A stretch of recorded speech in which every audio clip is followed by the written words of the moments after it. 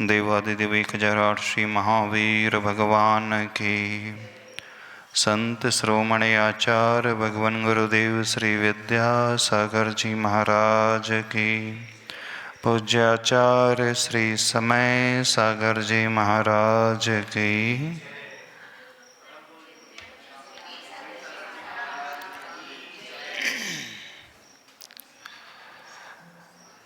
दशहरे के बाद एक विशेष दिन आता है और वह दिन हम सबके लिए सबसे महत्वपूर्ण दिन होता है, शरद पूर्णिमा का दिन। एक ऐसा दिन जिसकी शुरुआत सूर्योदय से तो हुई, लेकिन चंद्रोदय से भी हुई। वैसे दिन में चंद्रमा अस्त हो जाता है, सूर्य उदित हो जाता है, पर जब जब शरद पूर्णिमा का दिन आता है,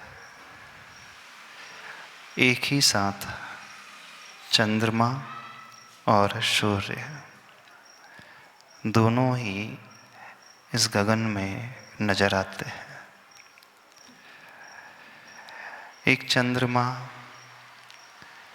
जो पूर्णिमा का चंद्रमा होता है, अंधकार को दूर करने वाला होता है। आप लोगों ने देखा होगा, शरद पूर्णिमा की रात्रि में अलग ही प्रकाश चारों तरफ नजर आता है। लगता ही नहीं है कि वो रात्रि है।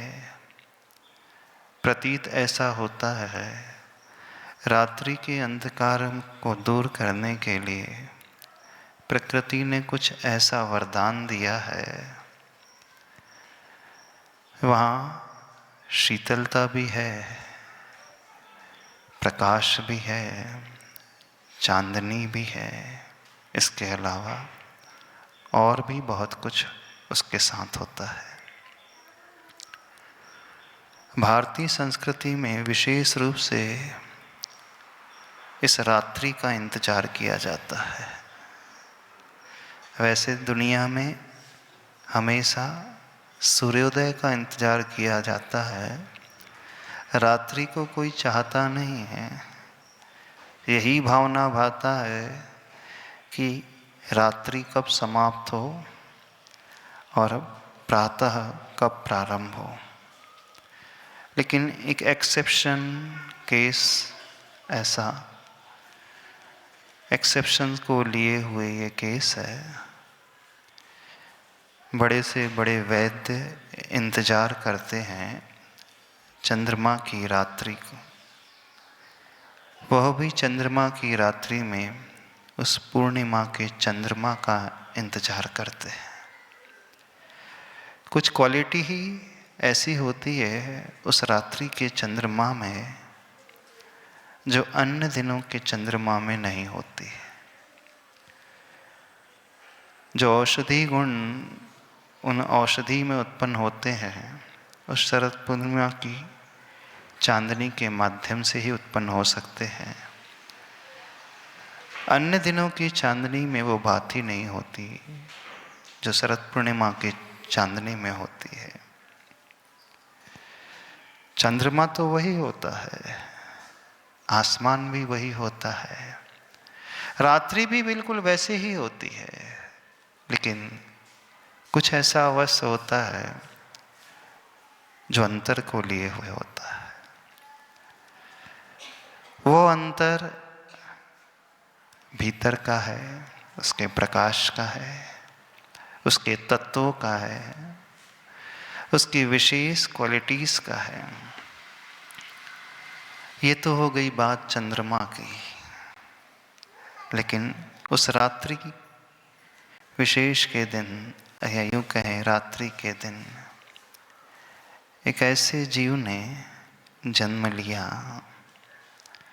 जिस जीव ने हम सबके जीवन के अंधकार को प्रकाश में परिवर्तित कर दिया।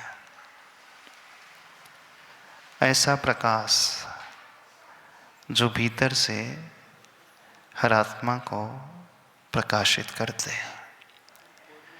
बाहर का प्रकाश तो सिर्फ बाहर के अंधकार को दूर करता है। बाहर का प्रकाश व्यक्ति विशेष को दिखाता है, शरीर को दिखाने वाला होता है, शरीर के दर्शन कराने वाला होता है। लेकिन भीतर का प्रकाश आत्मा के दर्शन कराने वाला होता है। हर एक आत्मा में वो क्षमता छिपी हुई है, लेकिन वह क्षमता का उद्घाटन एकमात्र उसी स्रोत से होता है जो चंद्रमा की भांति, पूर्णिमा के चंद्रमा की भांति होता है। इसलिए सूक्ति आती है, एको चंद्रमा चंद्रमसा तमो हंति। एक ही चंद्रमा उस तम को, अंधकार को हनन करने के लिए, नष्ट करने के लिए पर्याप्त हो जाता है। जिस अंधकार को करोड़ों अरबों तारागण मिलकर के नहीं कर पाते दूर, ताराओं की, नक्षत्रों की संख्या इस आसमान में असंख्यात है, गिनती नहीं उनकी, हम काउंट नहीं कर सकते। इस तारामंडल में इतने सारे तारा हैं। सारा के सारे ताराओं को यदि एकत्रित भी कर दिया जाए, क्योंकि रात्रि के समय समस्त तारे नजर आते हैं, इतना होते हुए भी असंख्यात तारागण मिलकर के जो कार्य नहीं कर पाते हैं, वो कार्य सिर्फ एक चंद्रमा कर जाता है। यह विशेषता उस चंद्रमा की है। ठीक उसकी भांति इस दुनिया में कुछ ऐसे जीव होते हैं जो चंद्रमा की भांति होते हैं, और अधिकांश जीव ऐसे होते हैं जो ताराओं की भांति होते हैं। प्रकाश तो ताराओं में भी होता है। हर तारा, हर स्टार शाइन करता है, चमकता है, लेकिन उसका प्रकाश इतना अधिक नहीं होता है किसी अन्य को वह प्रकाशित कर पाए, अन्य के लिए अंधकार को वो दूर कर पाए। वे चमकते हैं, लेकिन उस जुगनू की भांति चमकते हैं। हाँ, दूर से नजर अवश्य आ जाते हैं, पर इतना कुछ नहीं दे पाते जो हमारे उस भीतर की काली माँ को नष्ट कर पाए। यह कार्य करने वाला एकमात्र सिर्फ वह पूर्णिमा का चांद्र, पूर्णिमा का चंद्रमा ही होता है। उसके ही बस की वो बात होती है, अन्य की बस की वो बात ही नहीं होती है। हम यह देखना चाहते हैं, आप सभी में से कौन है ऐसा जो उस चंद्रमा की भांति है, सभी ताराओं के भांति है। कुछ तारा ऐसे हैं जो नजर भी नहीं आते, है ना। असंख्यात ताराएं हैं इस आकाश मंडल में, लेकिन उनकी दूरी इतनी अधिक हो जाती है कि इन आँखों से वो नजर नहीं आते। ऐसा नहीं है कि उनके भीतर चमक नहीं होती है, कांति नहीं होती है, पर होते हुए भी नहीं के बराबर। कुछ तारा ऐसे होते हैं, उनकी भी कांति होती है, पर अधिक कांति, अधिक प्रकाश, वो दूसरों को थोड़ा सा रोशन करने वाले होते हैं।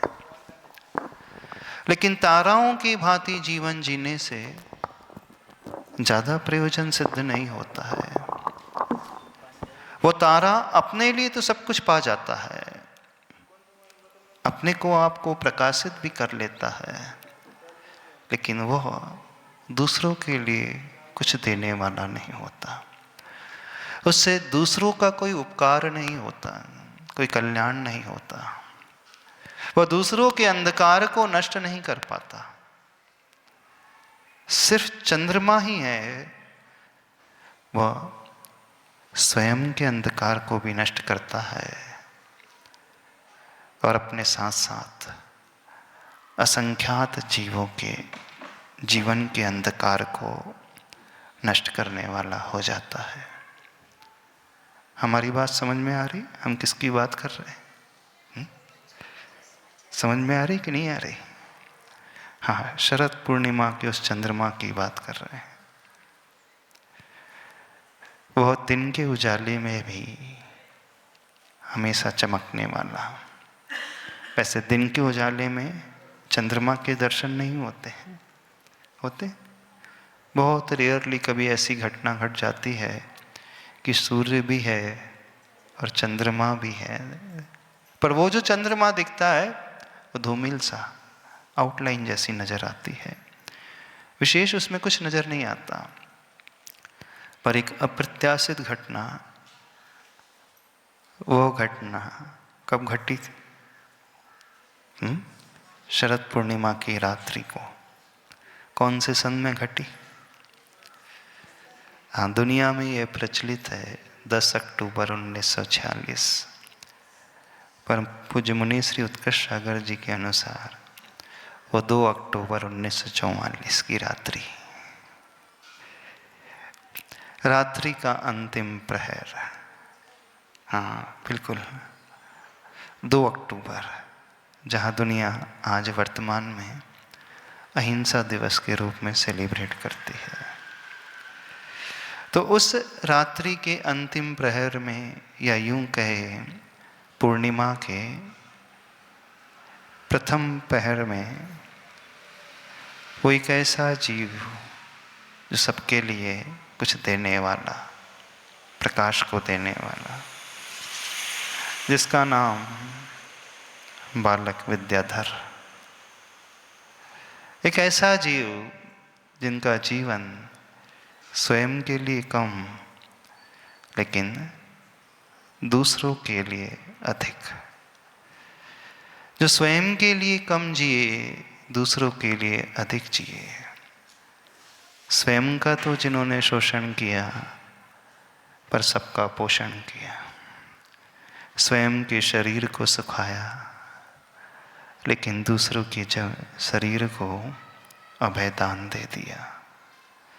स्वयं कष्ट को भोगा, लेकिन सबके लिए सुंदरता, सुष्टु वातावरण देने वाला हो गया।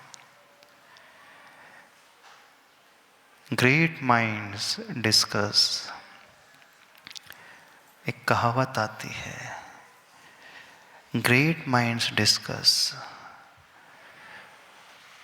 ideas, average minds discuss event, and small minds discuss people। जो महान आत्मा होते हैं वो हमेशा नए नए आइडियाज़ की चर्चा करते हैं, वो नए नए विचार दुनिया के सामने ला करके रख देते हैं, नई दृष्टि दुनिया को देने वाले हो जाते हैं, नया दृष्टिकोण देने वाले हो जाते हैं। जो सामान्य स्तर के एवरेज पर्सन होते हैं वो भी चर्चा करते हैं, वो भी कुछ देते हैं। वो चर्चा करते हैं किसी इवेंट विशेष की, और जो स्मॉल माइंड्स होते हैं वो सिर्फ चर्चा करते हैं किसी व्यक्ति विशेष की।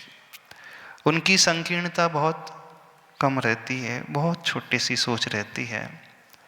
लेकिन जो उपकारी होते हैं, महान होते हैं, वो हमेशा इस दुनिया के लिए कुछ नया देने वाले होते हैं। जो दुनिया सोच नहीं सकती, उस सोच को देने वाले, उस विज़न को देने वाले।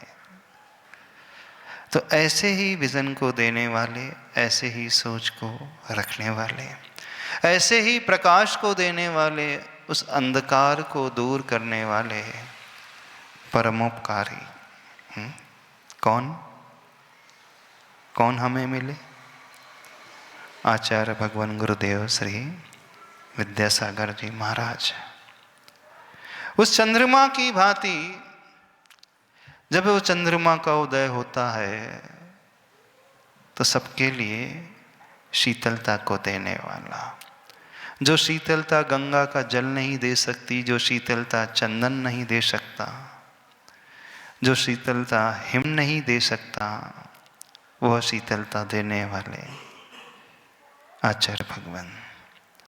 जो प्रकाश ये आसमान का चंद्रमा नहीं दे सकता, क्योंकि वो प्रकाश जो उसके माध्यम से पैदा होता है वह सिर्फ बहिरंग प्रकाश होता है, उससे अधिक कुछ नहीं होता। लेकिन सही प्रकाश अंतरंग का होता है, जो हमारे अंतरंग को प्रकाशित कर दे, हमारे भीतर से उस मोह के अंधकार को नष्ट कर दे, उस मिथ्यात्व के अंधकार को, उस अज्ञान के अंधकार को, उस भ्रम के अंधकार को नष्ट कर दे। क्योंकि यदि हम यात्रा को देखें, हर एक का जीवन तो अनादिकाल से चला हुआ आ रहा है। ऐसा नहीं है कि कभी हमारी शुरुआत हुई हो, बिगनिंग हुई हो। हम सब अनादिकाल से चले आ रहे हैं। हम सबकी यात्रा कई बार जन्म लेने वाली चली आ रही है। कितने बार? तो अनंत बार हो गए। अनंत बार हम सब ने शरीर धारण किया, अनंत बार जन्म लिया, लेकिन जहाँ जन्मे वहाँ सिर्फ और सिर्फ अंधकार के अलावा कुछ नहीं था। वो जन्म जो माता पिता के माध्यम से हो जाता है, माँ के गर्भ से होता है, उस जन्म में हमारा कोई पुरुषार्थ नहीं होता और उससे हमारा कोई कल्याण नहीं होता, क्योंकि ऐसा जन्म तो मृत्यु को लिए हुए होता है। जातस्य मृत्युर्ध्रुवम ध्रुवम जन्म मृतस्य च।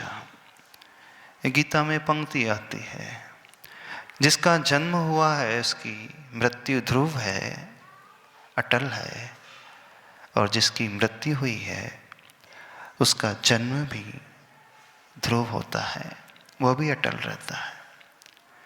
ऐसा जन्म से मरण, मरण से जन्म, जन्म से मरण, मरण से जन्म का ये चक्र हर एक आत्मा का अनादिकाल से चला हुआ आ रहा है। लेकिन उस जन्म से कुछ प्राप्त नहीं होता। यदि होना होता तो अभी तक कुछ हो गया होता, कुछ मिल गया होता। ये जन्म हमारे लिए सिर्फ मृत्यु की ओर ले जाने वाला, इसलिए मृत्यु की ओर ले जाने वाला क्योंकि हम रोते रोते ही पैदा होते हैं और रोते रोते ही मर जाते हैं, है ना। रोते हुए पैदा होने में कोई बड़ी बात नहीं है, वो सबको ऐसे ही होते हैं। लेकिन बड़ी बात तब होती है जब व्यक्ति पैदा तो रोते हुए होता है, लेकिन जाते समय वो हंसता है। When we were born, we cried, but world rejoiced. Live your life in such a way, when we die or when you die, you rejoice, but world cries. जब हम जन्मे थे तो हम रोए थे, संसार हंसा था। जीवन कुछ ऐसा जिए कि जब हम मरे तो जग रोए और हम हंसे, वह जीवन कहलाता है। वहाँ कुछ विशेषता होती है, क्योंकि रोते हुए आते हैं। एक गाने की पंक्ति है ना, रोते हुए आते हैं सब, हंसता हुआ जो जाएगा वो मुकद्दर का सिकंदर कहलाएगा, है ना। कहानी पंक्ति है ना। रोते हुए आते हैं सब और रोते हुए ही चले जाते हैं। रोते हुए जाते हैं बिल्कुल। देखना आपके घर में, परिवार में जिसका भी मरण होता है, अंतिम समय में वो मायूस रहता है, आंखों में आंसू, हृदय में पीड़ा, कुछ रिग्रेट, कुछ बात अधूरी, कुछ मोह। तो जैसा वो आता है रोता हुआ, वैसा ही रोता हुआ जाता है। और ये है आने जाने का क्रम अनंत बार हो चुका है और अनंत बार से अनवरत जारी है। ये कभी थमा नहीं, कभी रुका नहीं। कभी रुकता है, कभी थमता है, जानते हैं? ये तभी थमता है जब जाने के क्रम में हम रोना छोड़ करके हंसना प्रारंभ कर देते हैं। तो जो जाते समय हंसता है, इसका अर्थ है कि उसने जीवन कुछ ऐसा जिया जिसने दूसरों को भी हंसी दी, दूसरों को भी जिंदगी दी, दूसरों को अभय दिया, दूसरों को ज्ञान दिया, दूसरों को प्रकाश दिया, दूसरों के अंधकार को नष्ट किया। तभी व्यक्ति हंस सकता है, मुस्कुरा सकता है। और जो सेल्फिश होता है, स्वार्थी होता है, मोही होता है, अज्ञानी होता है, वो मरते समय हमेशा रोता है, बिलखता है, हमेशा विकल्प से भरा हुआ होता है, क्योंकि उसका मोह, उसका ज्ञान, उसकी मिथ्या धारणा उसे हंसने नहीं देती है, क्योंकि उसका मोह उसे जकड़ लेता है। उसे भय होता है छूटने का, पीड़ा होती है छूटने की। जो मैंने जोड़ा अब वो छूट रहा है, अथवा मैं छोड़ रहा हूँ। छूटते समय उसे विकल्प होता है और उस विकल्प के कारण उसकी आंखों में आंसू तो सबके होते हैं, चाहे वो पशु हो चाहे मनुष्य हो। लेकिन विरले जीव होते हैं ऐसे जिनकी आंखों में आंसू नहीं, अपितु मुख पर प्रसन्नता, हंसी होती है। कुछ समझ में आ रहा है? नहीं आ रहा? हम जन्म तो आपका भी हुआ ना? सबका हुआ। जन्म उस बालक विद्याधर का भी हुआ। उनके जन्म में और संसारी जीवों के जन्म में क्या अंतर है? अंतर तो है कुछ, क्योंकि उनके जन्म में रात्रि में भी प्रकाश था, बाकी अधिकांशों के जन्म में रात्रि में अंधकार होता है। बहिरंग अंतर बता रहे हैं। उनके जन्म में दुनिया को प्रकाश मिला, दुनिया को चांदनी मिली, दुनिया को औषधि मिली, दुनिया को ऊर्जा मिली, दुनिया को शीतलता मिली। अधिकांश संसारियों के जन्म में दुनिया को कुछ नहीं मिलता।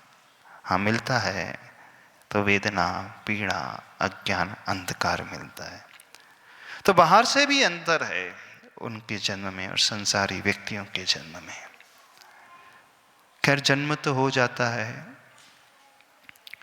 जन्म के समय तो प्राय हर व्यक्ति सामान्य ही होता है, विशेष नहीं होता। ज्येष्ठत्वं जन्मना नैव गुणैर्ज्येष्ठत्वमुच्यते। ज्येष्ठत्वं जन्मना नैव गुणैर्ज्येष्ठत्वमुच्यते। जन्म से कोई ज्येष्ठ, श्रेष्ठ, महान नहीं होता है। गुणों के द्वारा ही वह व्यक्ति महान होता है। बस ये गुण जिसके भीतर आ जाते हैं, बस वो ही समझना जीवन जीने लायक होता है। गुणैर्गुरुत्वम् आयाति दुग्धम दधि घृतम क्रमात्।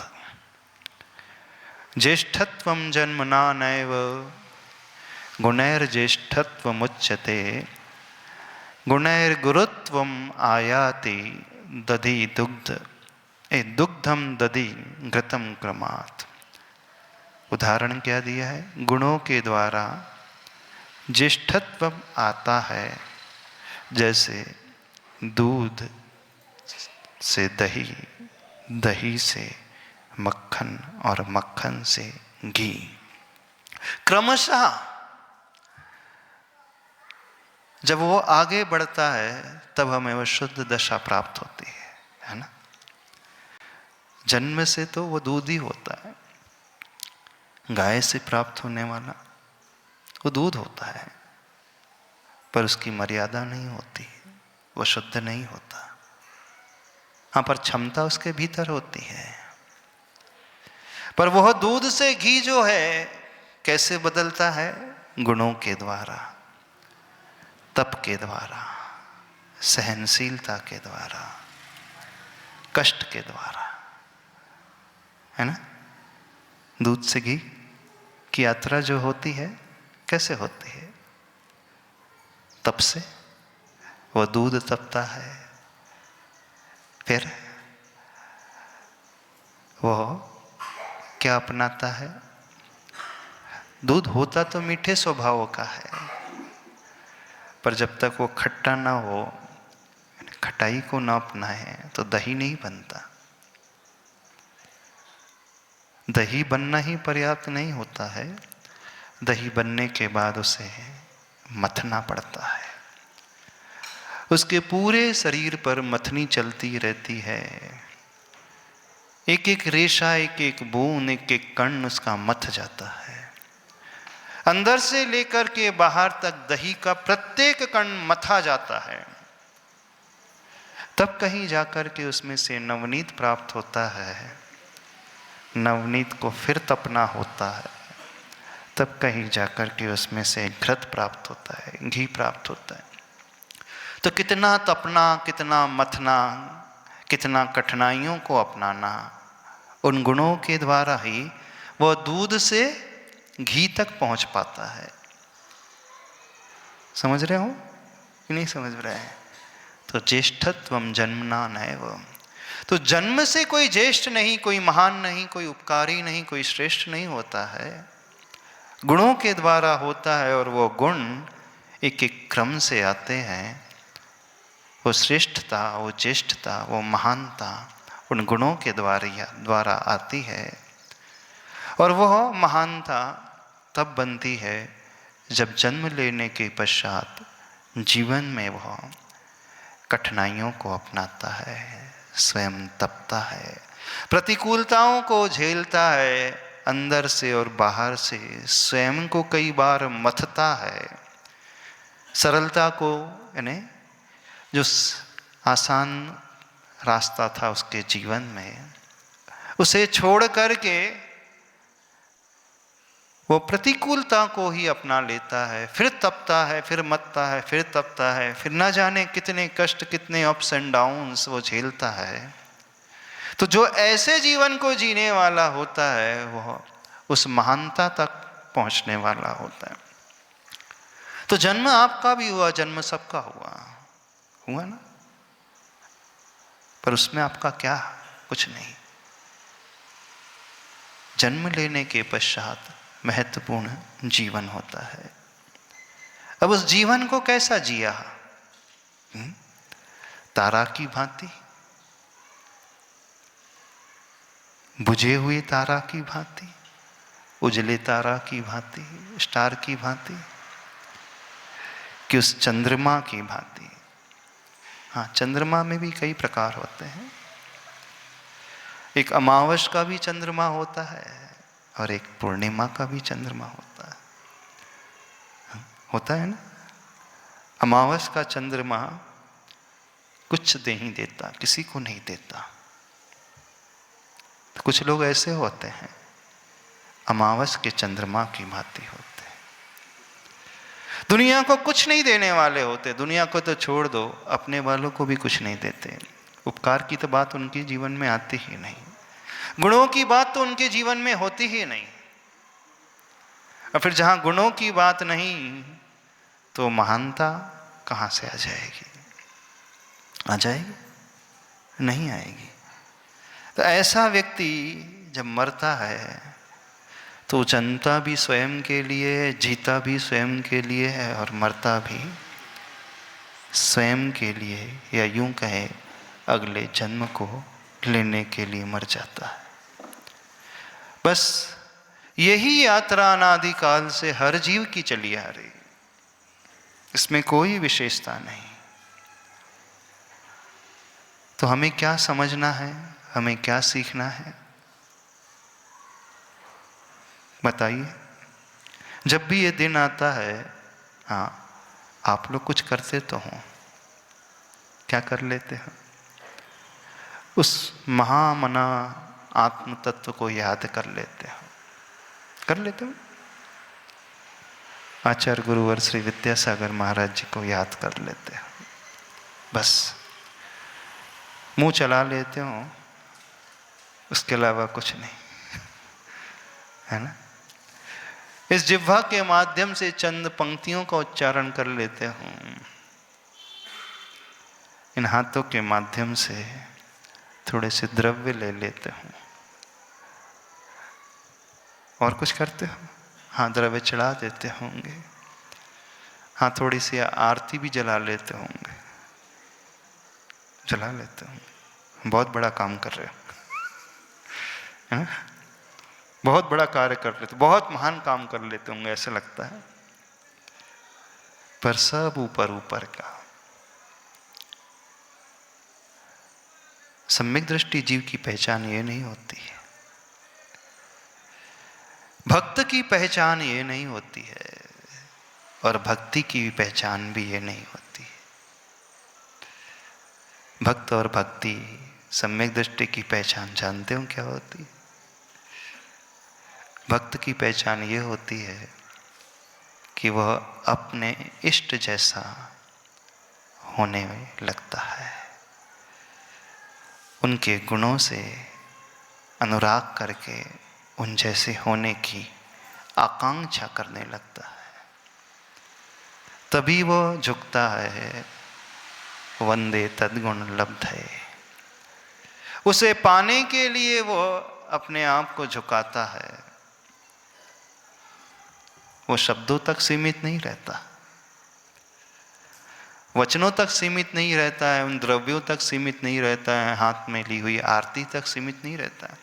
ठीक है, उसकी भी आवश्यकता है, पर ये बहुत उथला है, इसमें कुछ सार सा नहीं है। सार तो तब आता है जब हम उन महात्मा को याद करके अंदर से संकल्पित हो जाते हैं कि जो जीवन, जैसा जीवन उन्होंने जिया, पूर्ण ना ऐसा ही आंशिक रूप से तो हम अपने आप को उस रास्ते पे चलाने वाले हो जाएंगे, तो सच्चा भक्त माना जाता है और वो सच्ची भक्ति मानी जाती है। आज हम उसकी बात नहीं, उन गुणों की बात अभी नहीं करना चाह रहे हैं, क्योंकि वो तो बहुत सारे हैं। आज हम उस पक्ष से बात रखना चाह रहे हैं कि हमने क्या सीखा उन महात्मा से। उन्होंने तो सबके लिए प्रकाश प्रदान कर दिया, अंधकार को मिटा दिया, मिथ्यात्व को दूर कर दिया, अज्ञान को हटा दिया, मोह को घटा दिया। उन्होंने सबके लिए सब कुछ दिया। हमने क्या किया? अपने लिए भी क्या किया और दूसरों के लिए भी क्या किया? फिर दूसरों की बात तो बाद में आएगी,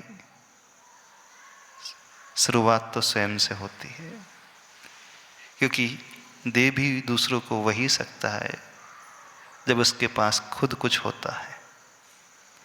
जिसके पास खुद कुछ ना हो वो क्या बांटेगा, वो क्या दान देगा? भिखारी हमेशा मांगता है, याचना करता है। भिखारी दाता कहाँ होता है? होता है? कभी देखा आपने भिखारी दान दे रहा हो? भिखारी का हाथ हमेशा नीचे होता है, याचक बनकर के खड़ा होता है, मांगने के लिए ही। उसकी आंखें चारों तरफ देखते रहती, टटोलते रहती है। तो देने वाली स्थिति तो बहुत बाद में आती है, पहले पाने वाली स्थिति आती है। देना बहुत ऊंची चीज हो गई। हम पहले अपने लिए ही कुछ कर लें, अपने ही जीवन को परिवर्तित कर ले, अपने जीवन के ढंग को बदल लें, अपने जीवन में कुछ उनसे ग्रहण करके सीख करके उतार लें, तो भी ठीक है। हम चंद्रमा तो नहीं बन पाएंगे, लेकिन चमकते हुए तारे अवश्य बन जाएंगे। और चमकता हुआ तारा भले ही दूसरों को ज़्यादा कुछ ना दिखा पाए, हाँ कुछ तारे होते हैं, जैसे ध्रुव तारा होता है, वह भी दिशा को दिखाने वाला होता है, थोड़ा तो प्रकाश वह भी प्रदान करने वाला हो जाता है। चंद्रमा बहुत दूर रहा, ध्रुव तारा भी बहुत दूर रहा। क्या हम अथवा आप ऐसा तारा बन सकते हो जो स्व को ही प्रकाशित कर जाए, जो स्व के ही जीवन को बदल दे? पर की बात तो भी आने के लिए, पर के उपकार की बात आने के लिए बहुत कुछ सैक्रिफाइस करना पड़ता है, बहुत त्याग करना पड़ता है, बहुत बलिदान करना पड़ता है। शंकर बनना पड़ता है। शंकर को विषकंठ कहा जाता है, नीलकंठ कहा जाता है ना?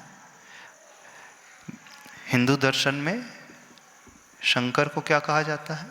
नीलकंठ। क्यों कहा जाता है नीलकंठ? वहां बताया जब समुद्र मंथन हुआ, सुर और असुरों का संग्राम होने के पूर्व दोनों ने मिलकर के मंथन किया। और मंथन इसलिए किया कि मंथन के बाद अमृत की प्राप्ति होना चाहिए थी। अमृत को पाने की आकांक्षा, अमर बनने की आकांक्षा के लिए देवताओं और दानवों ने, सुर और असुरों ने मिलकर के मंथन किया। लेकिन अमृत बाद में मिलता है, पहले विष मिलता है। तो विष पीने को जो तैयार हो जाए वो महान माना जाता है, वो नीलकंठ माना जाता है। क्योंकि दुनिया का हर व्यक्ति सिर्फ अमृत चाहता है, विष कोई चाहता है? नहीं चाहता। अब देखना उस व्यक्ति की महानता, वो स्वयं विष को पीने वाला हो गया दूसरों को अमृत देने के लिए, इसलिए वो नीलकंठ कहलाया। तो आचार्य भगवान तो उस नीलकंठ की भांति थे। सबकी आपत्ति को उन्होंने अपने भीतर ग्रहण कर लिया, सब कठिनाइयों को उन्होंने स्वयं झेल लिया, सारी विपत्ति उन्होंने अपने भीतर अपने कंठ में ग्रहण कर ली, और हम सब के लिए अमृत जैसा माहौल दे दिया। नहीं दिया?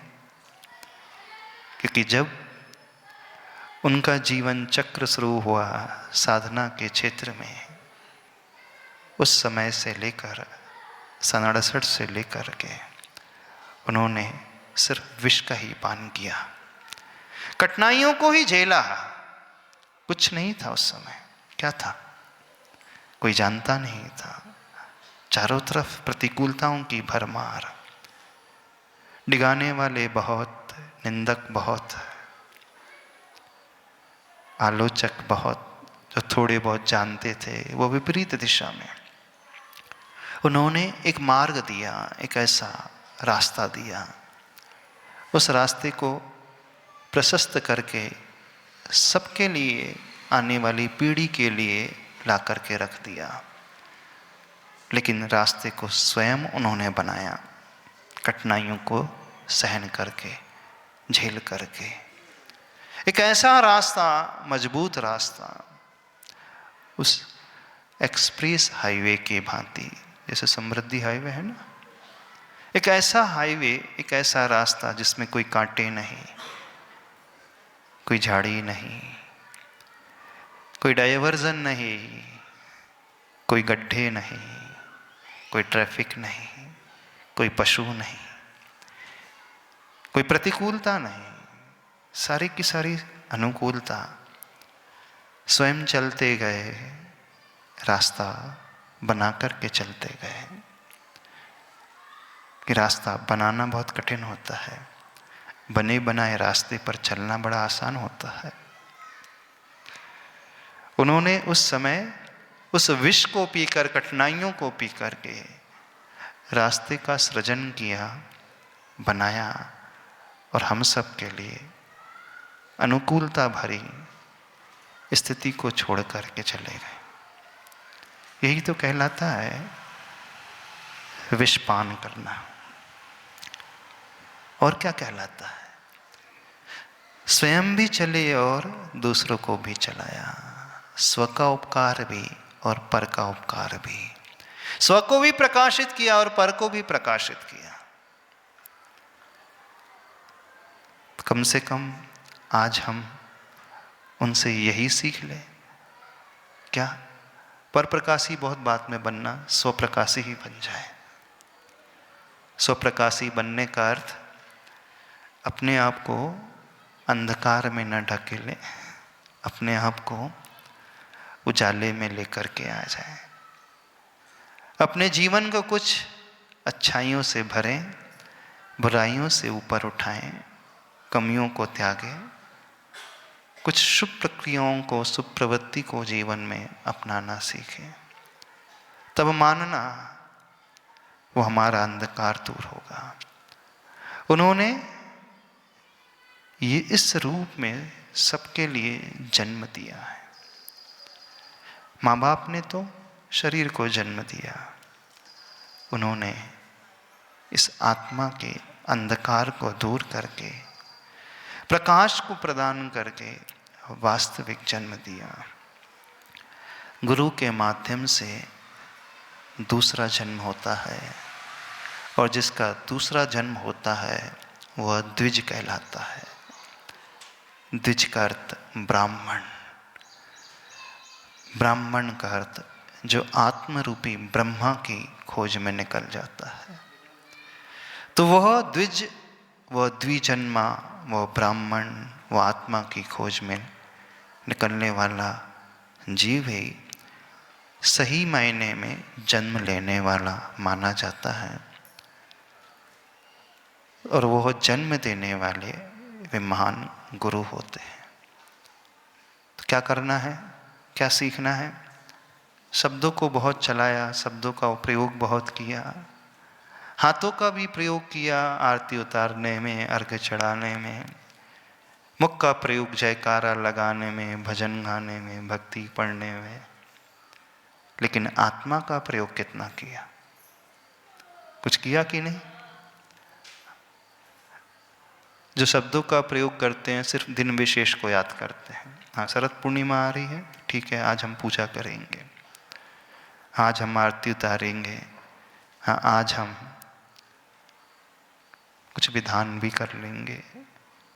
कुछ लोग इससे बढ़ जाते हैं, किसी के लिए मिठाई भी बांट देते हैं, खुशियों का त्यौहार मान करके मुँह मीठा करा देते हैं। लेकिन बहुत उथलापन है ये सब, इससे ज़्यादा कुछ नहीं होने वाला। होगा कुछ? क्या होगा? थोड़ा बहुत होगा, नॉमिनल होगा। लेकिन वह नॉमिनल पुण्य हमारे लिए ज़्यादा उपयोगी नहीं होगा। वह क्रियाएं, वह आचरण हमारे लिए उपयोगी होगा जब उनके उस जीवन जीने की ढंग को देख करके, उनके भीतर रहने वाले गुणों को देख करके हम अपने अवगुणों को छोड़ने के लिए तैयार हो जाएं। इस बात को समझना, शरद पूर्णिमा में चंद्रमा तो उदय को प्राप्त हो जाता है, लेकिन लाभ वे ही लोग ले पाते हैं जो अपने घर की चार दीवारी से बाहर निकल करके आते हैं। जो अपने ही घर की चार दीवारी में रह जाएंगे तो उन्हें कुछ लाभ नहीं होगा। वो चंद्रमा शीतलता, चांदनी बिखेरता है, अपनी किरणों को दरवाजे तक भेज देता है आपके घर के, लेकिन दरवाजे स्वयं को खोलना पड़ेगा। चंद्रमा दरवाजे कभी नहीं खोलेगा आपके, खिड़की भी आपको स्वयं खोलना पड़ेगा। इतना पुरुषार्थ ये आपके हिस्से का है, ये आपके जिम्मे का है, हर उस व्यक्ति के हिस्से का है जो अपने आप को बदलना चाहता है। तो कुछ लोग ऐसे होते हैं, उन किरणों के आने के पश्चात भी सो कर के जागते ही नहीं, दरवाजों को खिड़कियों को खोलते ही नहीं, तो वे उन अभागों में से है। प्रकृति ने उन्हें सब कुछ दिया, कर्म ने उन्हें सब कुछ दिया, लेकिन वो अपनी मोह निद्रा से ऊपर ही नहीं उठ पाए। तो इतना पुरुषार्थ हर व्यक्ति को स्वयं करना होगा, तब हमारे लिए वो दिन विशेष दिन हो जाएगा, वो चंद्रमा हमारे लिए विशेष हो जाएगा, वे गुरु हम सब के लिए विशेष हो जाएंगे। तो बस इतना ही कहना है, उनका तो जीवन, उनका जन्म, उनकी पूरी यात्रा विशेषता को लिए रही, पर हमने उस विशेषताओं में से कौन सी विशेषता अपनाने की कोशिश की, इसे हम देखें, समझें, परखें। और नहीं कुछ किया है तो अभी भी चेत जाएं और थोड़ा बहुत परिवर्तन लेकर के आएं। आज इतना ही कहना पर्याप्त समझते हैं। बोलिए आचार्य परमेष्ठी गुरुदेव श्री विद्यासागर जी महाराज की।